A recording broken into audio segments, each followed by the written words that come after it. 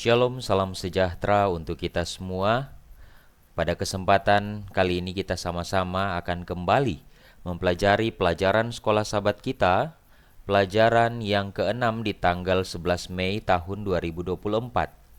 Namun sebelum itu saya mengundang kita semua untuk tunduk kepala, kita berdoa. Bapa di surga, terima kasih untuk segala berkat-Mu yang boleh kami rasakan sampai pada saat ini. Saat ini kami siap untuk mempelajari firman-Mu melalui pelajaran sekolah sahabat. Tuntun kami Tuhan, berkati kami, dalam nama Yesus Kristus. Kami sudah berdoa dan mengucap syukur. Amin.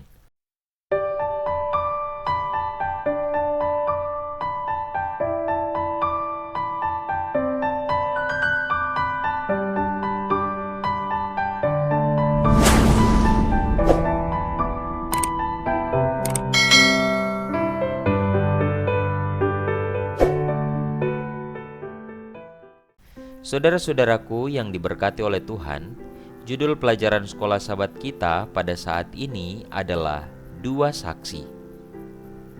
Ayat intinya terdapat di dalam Yesaya pasal 40 ayat 8. Rumput menjadi kering dan bunga menjadi layu, tetapi firman Allah kita tetap untuk selama-lamanya. Saudara-saudaraku, setelah kematian para reformator besar, reformasi mengalami stagnasi. Gereja-gereja reformasi menjadi dingin, kaku, dan tidak toleran. Perubahan besar sedang terjadi di dunia politik dan filsafat. Ketidakstabilan yang meluas membuat beberapa orang, seperti para peziarah, melarikan diri dari rumah mereka dan mencari pertolongan di tanah yang bebas, Amerika Utara. Di Eropa, krisis pecah dalam bentuk revolusi. Prancis berdiri sebagai negara ateis pertama di Eropa modern. Hingga saat itu Allah telah memelihara dua saksinya. Apa yang terjadi pada mereka pada saat kritis dalam sejarah ini? Kita akan mempelajari setidaknya ada 5 pelajaran penting, yaitu yang pertama adalah siapakah kedua saksi itu? Berapa lama mereka memberikan kesaksian? Bagaimana mereka mati? Kapan mereka dibangkitkan dan naik ke sorga? Apa yang terjadi selanjutnya? Mari kita pelajari bersama-sama. Siapakah kedua saksi itu? Dalam Wahyu 11 ayat 4. Mereka adalah kedua pohon zaitun dan kedua kaki dian yang berdiri di hadapan Tuhan atas semesta alam. Pernyataan tentang dua pohon zaitun dan dua kaki dian dalam Wahyu 11 ayat 4 membawa kita kepada penglihatan Sakaria dalam Sakaria 4. Di dalam penglihatan ini, pohon-pohon zaitun menghasilkan minyak yang memberi makan kaki dian yang bercabang 7 dalam Sakaria 4 ayat 1-3 dan ayat 12. Pohon zaitun adalah dua pohon yang diurapi yang bersama dengan kaki dian melambangkan firman Tuhan, yaitu perjanjian lama dan perjanjian baru. Siapa kedua saksi itu? Dengan menggunakan Musa dan Elia sebagai simbol dalam Wahyu 11 mengatakan tentang kedua saksi ini. Mereka mengenakan kain kabung, ayat 3, yaitu Alkitab dipelihara pada masa-masa sulit. Kemudian yang kedua, mereka berdiri di hadapan Allah, artinya Allah tidak membiarkan firman-Nya lenyap. Ketiga, jika seseorang ingin mencelakakan mereka, api akan keluar dari mereka. Dalam Yeremia 5 ayat 14, pesan Alkitab menelan musuhnya. Selanjutnya, mereka menutup langit agar tidak turun hujan. Artinya, barang siapa menolak Alkitab akan kehilangan curahan Roh Kudus atau minyak. Mereka mengubah air menjadi darah dan menyebabkan tulah. Hanya mereka yang memahami Alkitab yang dibebaskan dari malapetaka dan kegelapan rohani pada abad pertengahan. Jadi, kedua saksi ini merupakan firman Tuhan. Di dalam pelajaran kita, kedua saksi itu digambarkan sebagai Musa dan Elia, di mana ketika mereka mengenakan kain kabung, Artinya Alkitab atau firman Tuhan itu dipelihara pada masa-masa yang sulit. Kemudian Allah tidak membiarkan firman-Nya ini lenyap. Dan pesan-pesan dari firman Tuhan ini menelan musuh-musuhnya. Sehingga barang siapa menolak firman Tuhan akan kehilangan kecurahan Roh Kudus. Dan hanya mereka yang memahami firman Tuhan yang dibebaskan dari malapetaka dan kegelapan rohani pada abad pertengahan saat itu. Seperti Musa dan Elia, Alkitab akan mengalami penganiayaan yang hebat. Alkitab akan berperang melawan pemerintah ateis. Alkitab akan menghidupkan gairah yang membara. Sejarah menegaskan keakuratan nubuatan ini.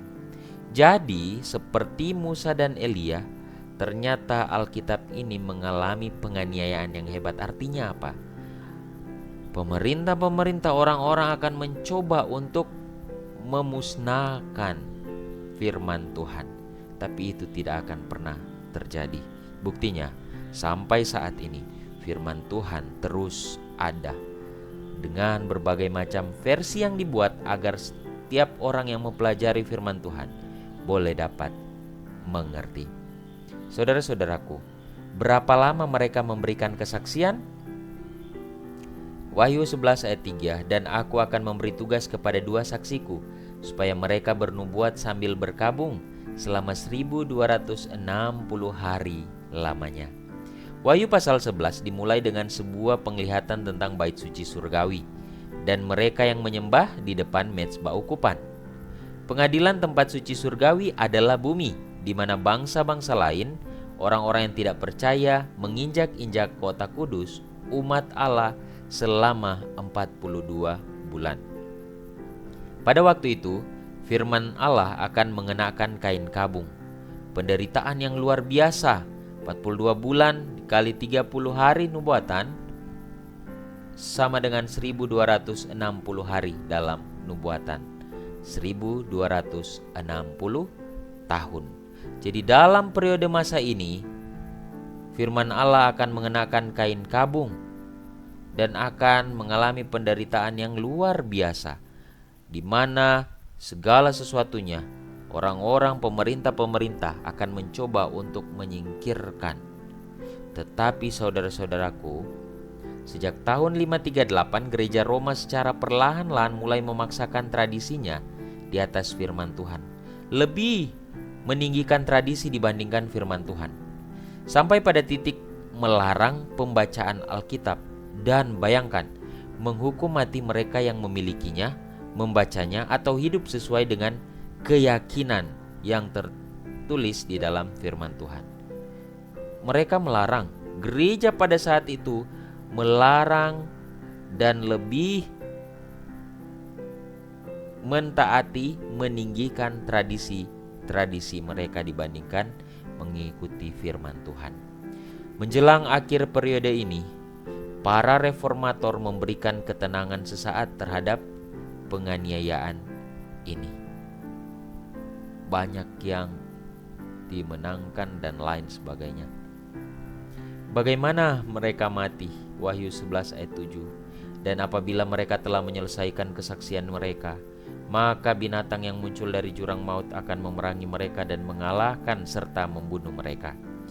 Jurang maut yang disebutkan dalam Wahyu 11 ayat 7 menggambarkan tempat di mana roh-roh jahat berdiam dalam Wahyu pasal 9, 20 dan Lukas 8. Binatang buas itu menggambarkan kekuatan politik atau agama, seperti binatang buas lainnya dalam kitab Wahyu dan kitab Daniel, Perjanjian Baru dan Perjanjian Lama.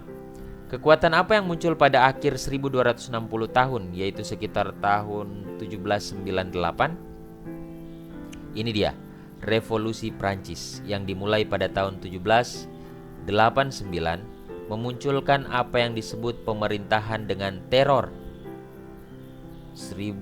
Dalam tahun 1793 sampai 1794, sehingga sangat jelas siapa yang berada di balik pemerintahan ini, yaitu iblis dan roh-roh jahatnya. Pemerintahan ini disebut dengan 3 cara, yaitu yang pertama, Seperti Sodom, revolusi memulai periode amoralitas besar. Luar biasa.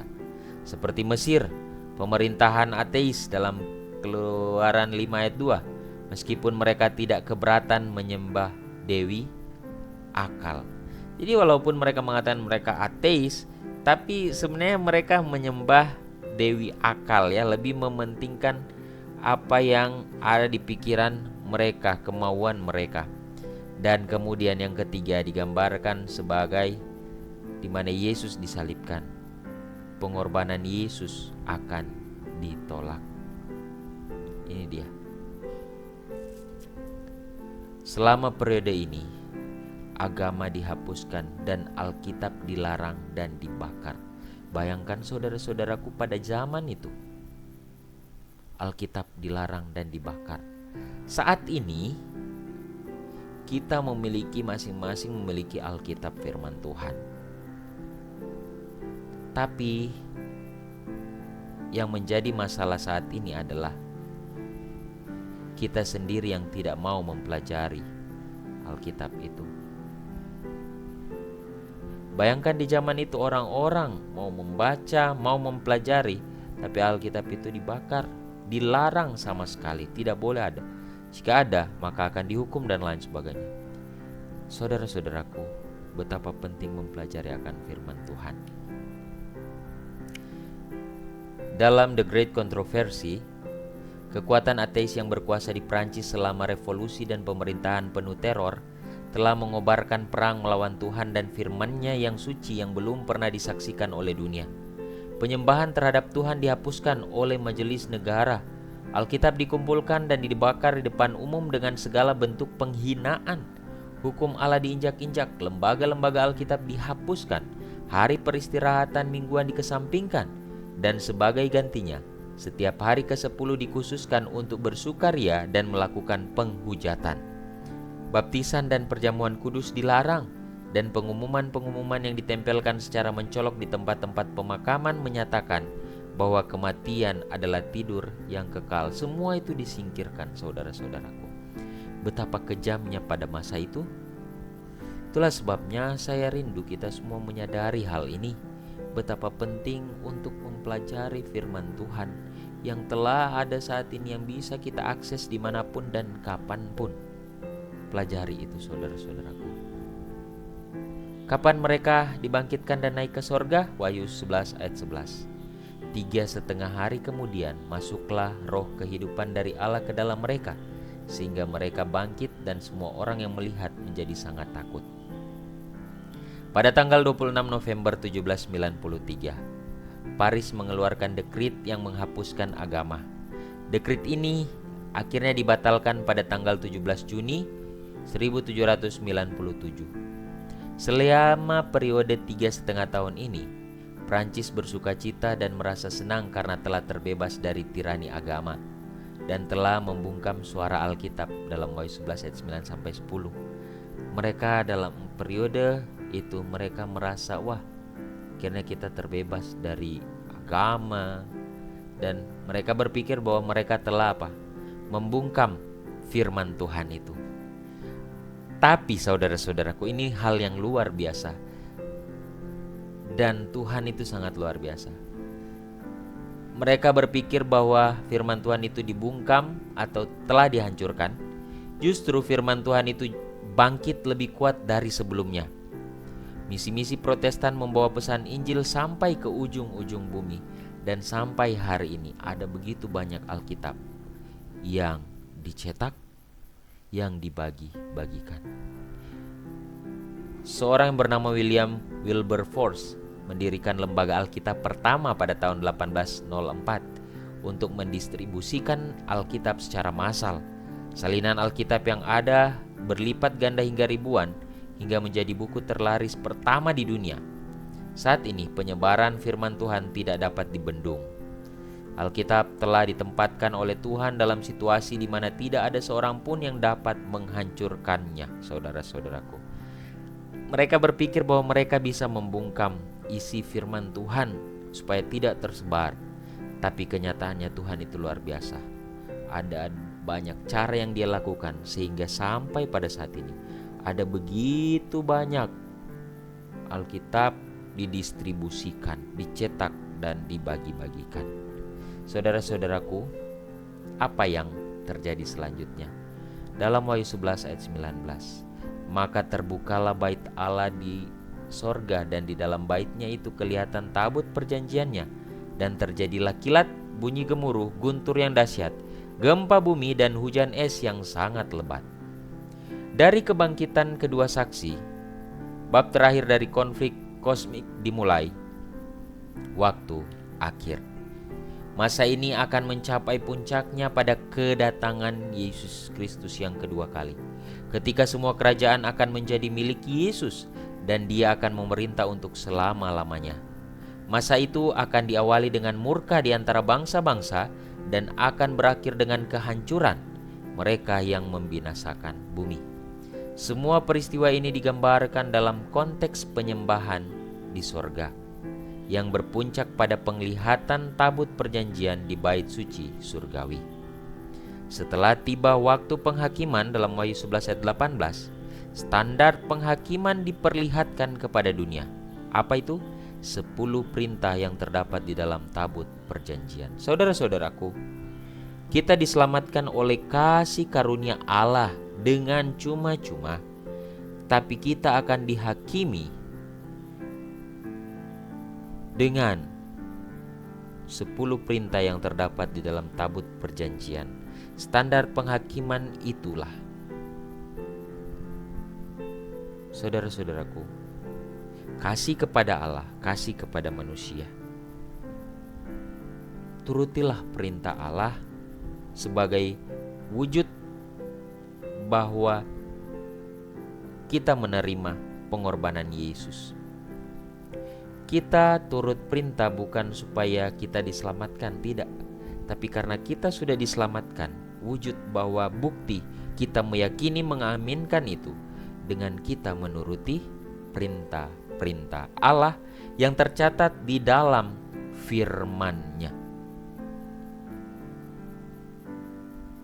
Dalam buku Reflecting Christ, April 14, Roh Kudus ada di samping setiap pencari firman Tuhan yang sejati, memampukannya untuk menemukan permata-permata kebenaran yang tersembunyi.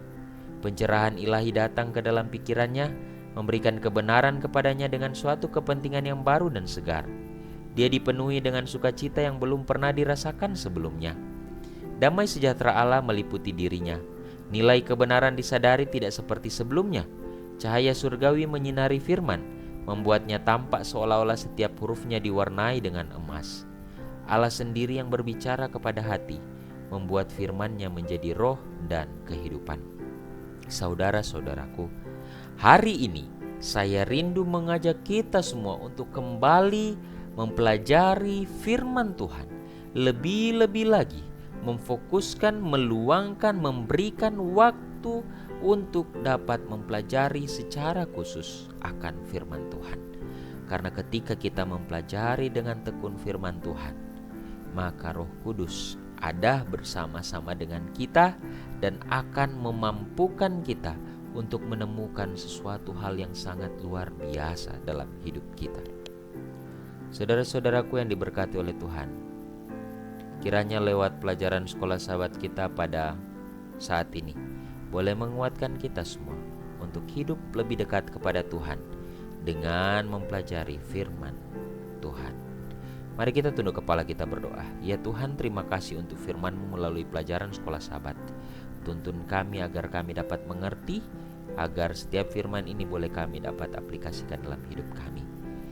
Berkati para pemirsa dimanapun mereka berada. Di dalam nama Yesus Kristus kami sudah berdoa dan mengucap syukur. Amin. Tuhan memberkati kita semua.